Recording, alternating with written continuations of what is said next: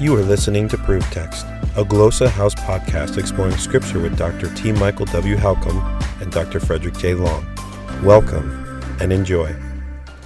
Hello and welcome to ProveText. I am Michael Halcomb and I'm here with my colleague Fred Long. Fred, how's it? Same. I'm doing good. Very good. Thanks. And how are you doing today? I'm doing okay. Looking forward to this episode, which is going to be a little bit different, I think, than anything we've kind of done before. So just to give you listeners a heads up, what we're going to be talking about in this episode is a flurry of new resources that Glossa House is dropping right now. Just a bunch of resources coming down the pipe, and Fred and I have been working hard on these. Our authors have been working hard on these, and so we just felt like, hey, it'd be a good idea to share this information with our listeners. And if anything piques your interest, by all means, go to glossahouse.com and pick it up for yourself. So, Fred, where would you like to start in terms of? I mean, it's more than a dozen resources. So, Yeah, I think it might be helpful to let people know that there's a big conference, annual conference for biblical scholars. A couple of them were really several kind of booked together. This year it's in Denver. One group is called the Evangelical Theological Society, and so they meet. And then there's also Society of Biblical Literature. Then there's Institute of Biblical Research, American Academy of Religion. So these are like conferences that are happening all the weekend right before, and the week right before Thanksgiving, and they always occur. And so these books are typically written by people belonging to those societies, those organizations. And really, these books represent a lot of work. I mean, sometimes years of thought. Sometimes we're publishing dissertations. Sometimes we're publishing books that help with language acquisition or cementing that language in a person's study. right. So so just a little bit of a context. I think it might be good to begin with how about Romans, a beginning intermediate reader. Okay. So this is a series that is encouraging those who've learned Greek in 2 semesters to continue to read Greek. So typically when you learn beginning Greek in 2 semesters, you learn vocabulary of the Greek New Testament down to about words occurring 50 times or more. That's about 350 words. So that's pretty good. And what's interesting about that quantity of words is at that point, a person could pick up the Greek New Testament and just about recognize 8 out of 10 Greek words. So that's a great starting point.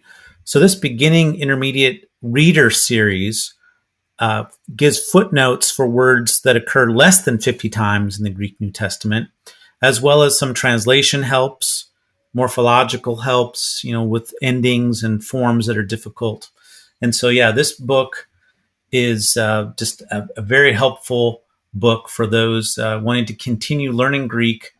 And so it's through the book of Romans. And this is just one of several different readers we have. I think right now, at the moment, Glossa House has produced, I think it's 14 different Greek readers. We do have the entire Apostolic Fathers. We have those in individual volumes, and then a complete edition. And among the, I guess maybe is it actually 15 readers, because we have James, the Greek reader. We have 1st through 3rd John, a Greek reader.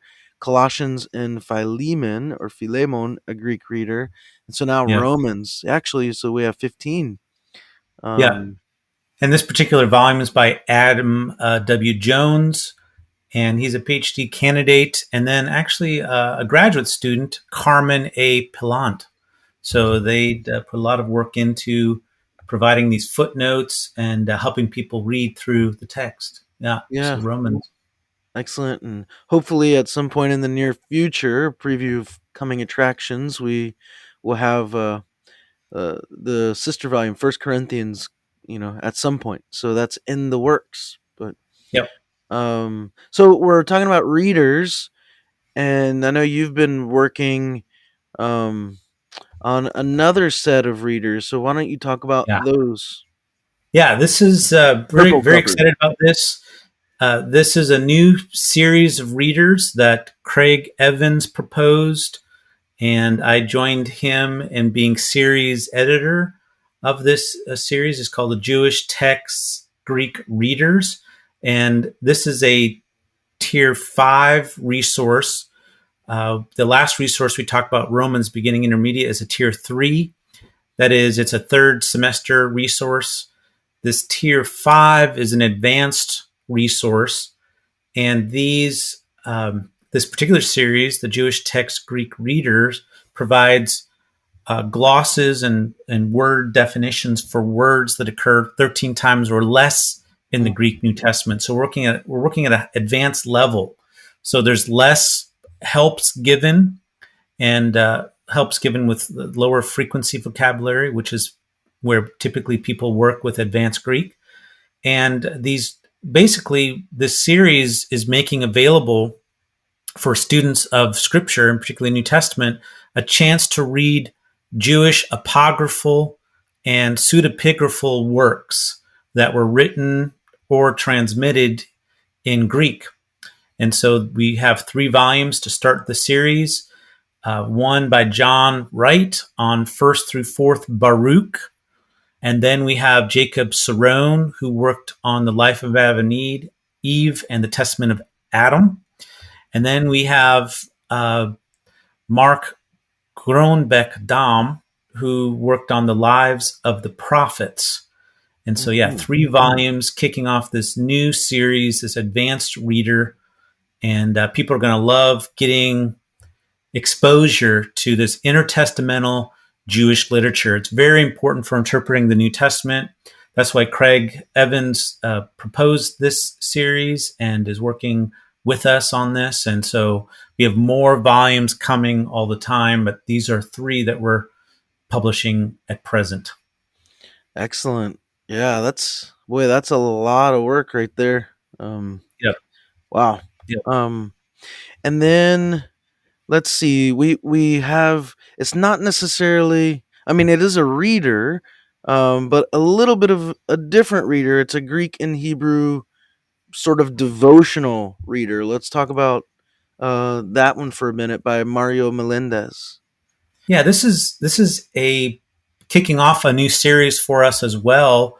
What is it called? The Biblical Languages. Yeah, daily devotions in the biblical languages. Yeah, daily devotions of biblical languages. And basically, Mario has very creatively laid out the in 28 days readings from Hebrew scripture and Greek scripture with vocabulary helps. And so it's an amazing format. I cannot even explain it all to you. But basically, this is something that is for those who want a daily reader in Hebrew and Greek. And it's got vocabulary glosses at the back. It's devotional. It's got prayers also in the original languages. There's some interlinear helps as well. So a great resource, and we're looking forward to having 8 or 9 or 10 more of these produced by Mario over the next few years. So just a tremendous resource for learning and maintaining your biblical languages. Yeah. Right. Yeah. So, in addition, we have also, to help with languages, we have a few illustrated books coming out. This has been sort of um, a great series. I mean, Glossow is kind of known for these illustrated series. So we have some coming out in Hebrew as well as in Greek. Let's start. Let's start with the Greek. What do we have coming down pipe in terms of Yeah, Greek. yeah. Available now is Illustrated Matthew in Greek by Mark Grombeck Dom. He's been busy, and so he's one of He our started a authors. new teaching job too. Yeah. Oh man, yeah. So I'm sure he's glad to see these in print. But yeah, this is continuing on our illustrated biblical text series, and the Gospel of Matthew set to build beautiful illustrations by Keith Neely, the illustrator, and Mark also provided original translation at the bottom of each page. So as well as a nice introduction explaining some of his translation philosophy and some of the issues readers could be aware of as they work through the text. So basically you see Jesus and other people speaking in bubbles, and the narrative is there, the gospel narrative. So it follows the order of the biblical text. So a great resource there. And one that I just heard today, like I just responded to an email, and hopefully we'll get it in print for SBL and ETS conference in Denver, is Illustrated First Samuel in Hebrew by Abigail Dezu. I think that's how you say her name. But anyway, Samuel, the book of First Samuel, again illustrated with dialogue boxes and narrative boxes in Hebrew with Abigail's own translation at the bottom of the page, as well as an introduction. So that's to have two more added to our Glossaus Illustrated Biblical Text. And by the way, these are volumes 13 and 14 in that series. So we have really filling out that illustrated series. Great pedagogical resources if you're teaching people biblical Hebrew, having students read the text in a way that helps them come alive. Mm-hmm. I guess while we're in this vein of like learning languages too, we can maybe move to, how about the Greek diagrams? So if Ephesians and Colossians diagrammed in Greek by Randy Leedy. Randy Leedy is like the guru of doing the Kellogg Reed sentence diagramming. So this work was published inside of BibleWorks. He sells them also as PDFs, but people, if they want print copies, we're offering those. And so this is the first edition of this series by Randy Leedy. So Ephesians and Colossians illustrated, diagrammed in Greek. So Using yeah, the most updated Nestle-Aland, right? A 28th yeah, edition. yeah. We got permissions from Nessa Allen text. Absolutely. Yeah. Yeah, So it looks really good. So if you're wondering how Greek syntax works, and sort of if you're a visual learner, this may be really helpful to you. Um, yeah. So uh, cover looks good, if I might say so myself. yeah. Um, Should we go to the dissertations? let's before we do that, I think we have a couple other language books that I want to look at. Let's do that first, since we're Okay. still on this. We have some in Greek and some in Hebrew. So Yep. let's go to the Hebrew. What Travis West has just come out with. Yeah, and Um, Hannah Stevens. So Travis West and Hannah Stevens have worked on Hebrew for regular people, and there's two books. One is the Facilitator's Guide, and then one is the Participant's Guide. And basically, these are resources to help introduce lay people, yep. people who haven't had a chance to learn biblical language of Hebrew, to have some exposure to the joy and wonder and benefit of that.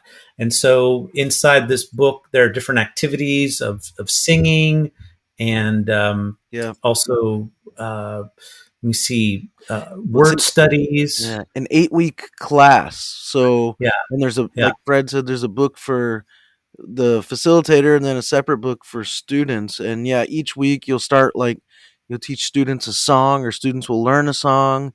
And then it goes step by step, for example, in the facilitator's guide, through how the teacher would lead every lesson. And so there are these um, scenarios, real life scenarios, and then those will intersect with biblical culture. and then there's this idea of word pictures and videos, and there's a bunch of videos that come with this that you'll watch in class, and then Mm. lessons are picking up on specific words. So, for example, in a lesson of week one, you have the word echad in Hebrew, and so you're learning what does that mean, and then there's like assignments that go with that, and uh, yeah, so like for week one, built around the Shema, right? So students will be learning in Hebrew Shema Yisrael, Adonai Eloheinu, Adonai Echad, and then they're adding to that phrases like, "Oh, that you would love the Lord your God with all your heart, with all your life, and with all your resources." So you'll be learning how to say that sort of stuff in Hebrew and even sing it. So it's pretty cool. I mean, this is yeah, they've done a great job in developing this with the audio, video, like just step by step resources. Yeah, it's really well done. Yeah, that's great. And then the other resources for Greek, and this is Steve Rezor. Yeah. This is volumes 5 and 6 in his Koine Immersion series. So, volume 5, it's called They Were Going to the Market, and students learn the forms and functions of imperfect verbs and passive forms of future and aorist verbs. And vocabulary items include words occurring 85 times or more in the Greek New Testament, as well as words describing food and the marketplace. So, volume 5, marketplace kind of focus, and volume 6 is called The House Has Been Built. Students learn conjunctions, form and functions of perfect and pluperfect verbs. Vocabulary is worked on that occurs 70 times or more, as well as words describing buildings, structures, and rooms. Okay, this is an interactive Hmm. uh, approach, It's very and it's digital. Yeah. there's audio, video, right? And anyway, so these are he's going to continue. How many are these going to be? 10 or 12? Yeah, I so forget. this is actually a kind of like a tiered Curriculum. curriculum with inside a curriculum almost. So he's gonna do, I think, 5 or 6 tiers. I just interviewed with him, and I slipped my mind how many tiers he's doing exactly. I think he's doing 5 tiers, something like that. That's gonna end up resulting in like 15 Yeah, digital books for students. And again, these yeah, are digital books, so you interact, you download them, or on the web you're interacting with them. Like you said, there's audio, video, very interactive. There's also a teacher's edition. There's going to be a teacher's edition and a student resource to go with. So in each of the 5 tiers, there will be 3 volumes. So, for example, for tier one, there's 1, 2, 3 volumes, and he's got also a teacher guide that can go with this, as well as a student guide that can go through the volumes. And then we just launched volume two, which you were talking about. The volumes 4, 5, and 6 are now done. So yeah. volume three is, or tier three, is getting underway. And yeah, I mean, this is really good. We're building out here just an entire curriculum, and so Greek professors, this starts at the very beginning, volume one, level one, with the alphabet, and then like it gets Mhm. gradually more sophisticated, but still with the same ease of learning. It's not intimidating. It's not off-putting. It's not lame and boring. Um, yeah, so he's done a great job on this, and he's uh, done really well. And I love what they're doing up there. If you listen to the episode that I did with him that dropped some time ago on ProveText, he's talking about how their program up in Canada is has been using an interactive approach and using these resources, but they're also keeping all kinds of statistics on their students, and comparing how how teaching language using the living language approach is doing up there in terms of how are students doing on vocabulary retention? How are students doing on quizzes and exams? And I think they're going to have some great resource or research in the next few years to put out to prove or help substantiate the validity of using an interactive or conversational approach. Um, Yep. uh, yeah, so I'm looking forward to that. Yeah. So we have two more sets of resources coming out. Maybe a third I'll talk about too. The next are 3 dissertations, and let's begin with the Biblical Languages for the Busy Pastor by Kevin Carroll. Kevin lays out really a case for why pastors, ministers should keep up with their biblical languages. He looks historically and has some awesome quotes and information about practices of huge church leaders, church historical figures, Augustine, Martin Luther, John Wesley, and many others, of how important it is to keep working with Greek and Hebrew. And then he kind of lays out strategies for how to do this. And then the book ends with a couple practicums in which he works through sermon preparations through the Gospel of John, and I think it was Jonah or was it Ruth? But anyway, you see how Kevin, who is himself as a pastor as well as a teacher, puts this kind of thing into practice. So this is something because the pastors I think struggle with. I know many pastors how to keep up with their biblical languages. This book is for you. Gives very practical advice and has high praise from people who are familiar with Kevin's work.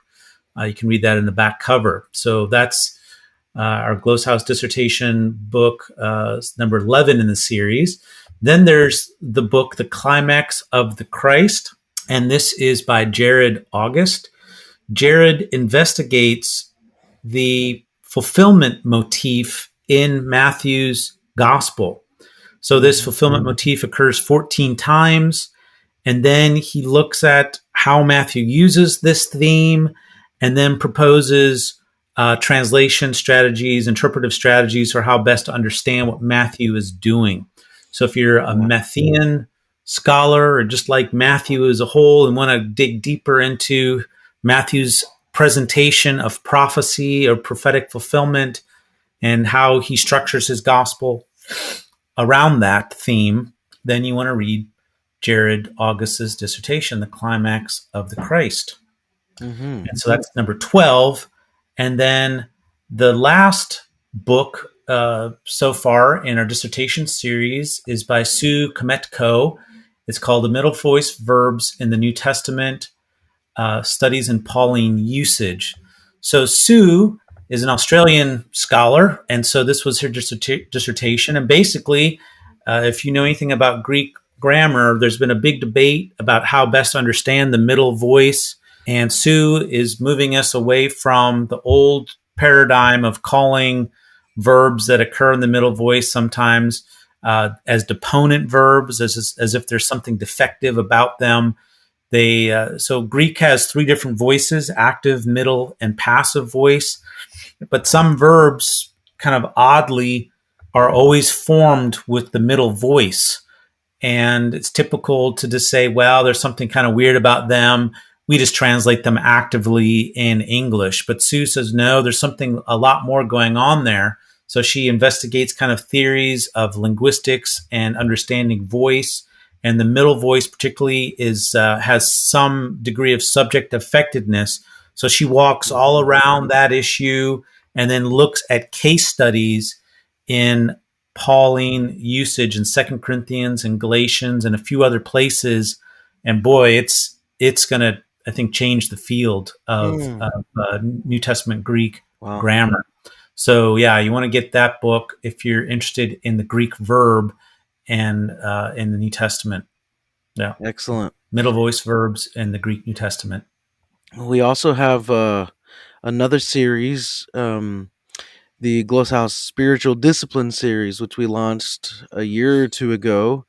And I'm trying to spearhead that one. I'm still interested in language stuff, obviously, but I can't hear you, Michael. I My don't know if you're cutting out. interest in spiritual disciplines has really started to, come to the fore in the last several years for me. And so I Yep. I did a book on Genesis in this series from sort of a Lectio Divina slash Midrash tradition approach. And then I I published my prayer journal from a couple years ago, and so I just had a new one coming out. It's my second prayer journal, the one I wrote through 2022, and that's called Intentional Living, a journal of Kingdom Cries, Volume 2. And so, yeah, that's now available. It has just me praying through 2022, hundreds of prayers that you could, if you're a reader, repray yourself, like recycle, or things you could potentially find inspiration to write your own prayers from, use in liturgy, this sort of thing. So yeah, I'm excited. I don't know that that'll ever become a big time uh, thing that people are interested in reading, but for the few who are, I hope it's a blessing. And also in that series, we have Jeremy Spencer, who you guys have heard on the podcast several times, has a book just out called Praying with the Psalms. And essentially, what Jeremy's doing in that is he works through every single one of the 150 Psalms, and he picks up on a word or a phrase. For example, in Psalm 1, he'll pick up on a word or a phrase, and he'll have the Hebrew at the top of the page of that word or phrase, and then the translation of it, and then a short prayerful reflection of it in English. And so it's a creative book, and it just walks you through daily reading a psalm and essentially praying through a psalm. And maybe we'll give you listeners or readers, if you check this out, ideas to do the same, or inspiration to do the same. Yeah, so that's Yeah. the Closer House Spiritual Discipline series. Yeah, that's great. Thank you so much for Michael for getting that going and making great contributions to that. There's one last book we'll talk about, and that's by Richard Benton. It's a book called Loving Languages. And Richard is a PhD in Hebrew scripture, and he actually studied along with Dr. John Cook and Robert Olmsted and a few others. What's the other guy that's really well known who does research on like UFOs and extraterrestrial beings and that kind of stuff? Oh, Michael Heiser.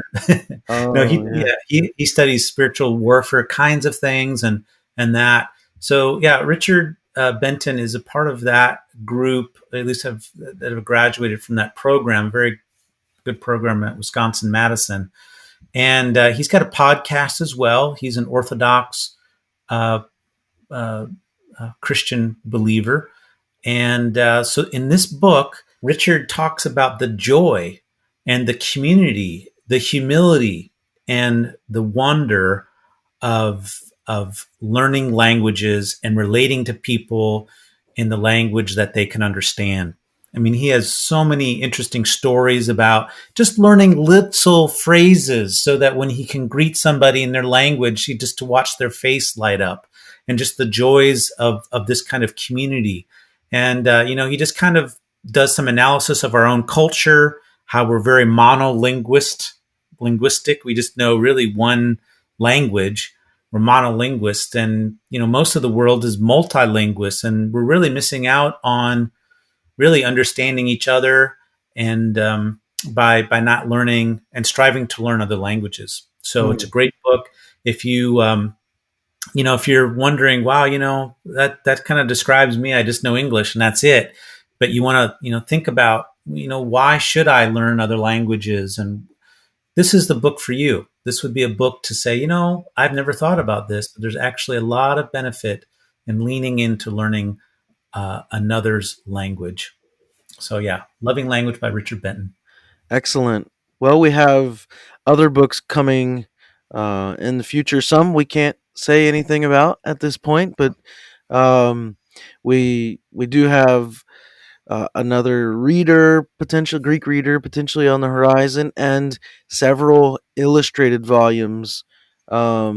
in Greek, Latin, and even more. So uh, when those drop, we'll be sure to let you know about that. But um, Fred, I don't know if you realize this, but I didn't realize it till like last week.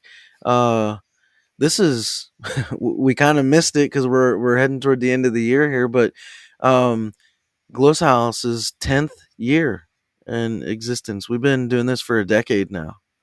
Yeah, it's hard to believe. And how many books and resources do we have? It's Yeah, over 100, right? yeah, we have. Yeah, I was looking at that the other day. Close to 150, Oh my. somewhere in there that we've been able to, and that's with scholars, over 200 different scholars all around the globe.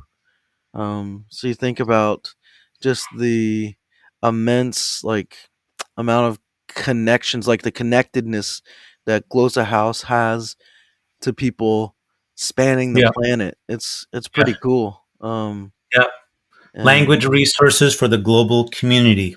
yeah, Yeah. Our yeah, motto: affordable, uh, innovative, affordable, accessible. Yeah, accessible. Yeah. Accessible in different formats, innovative. I mean, we're willing to work with new ideas, and then affordable. Like, we're not gouging people with our book prices at all. We want people to be able to get these books into their hands, and to motivate their love of God, a love of people, love of learning languages. And so, yeah, yep.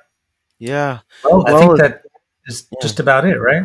Yeah, I was just gonna say, if you're listening and you have a book idea, don't hesitate to get in touch with us, and we can discuss whether it be, a good fit or not, or if you'd like to join forces with Gloss House in other ways, supporting us with your time, with your talents, with even financial support's welcome. Then we're open to talking about that too. We just had Anthony Parrott kind of out of nowhere email us Yeah, and say, yeah, "Hey, I can.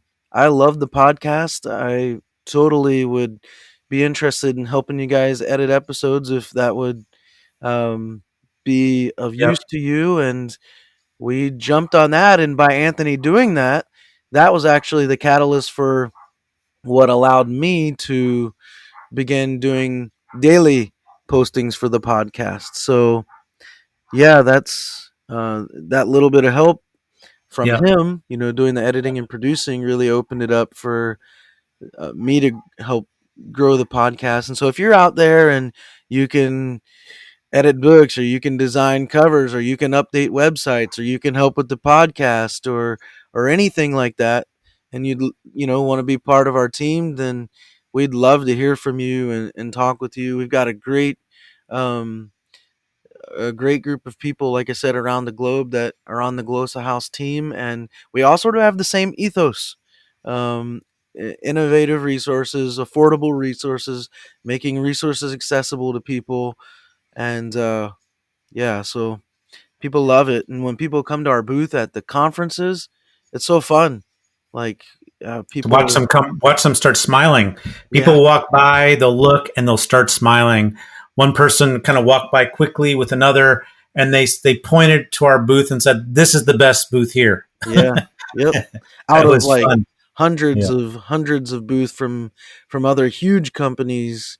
Yeah, Um, about 100 booths. yeah, So we're very glad to be creative. Um, and we actually have a donate button. Like, if you want to give some money to us, we'll take it yeah, and put it to use. I guess it's like a backslash. I don't know how to get to it.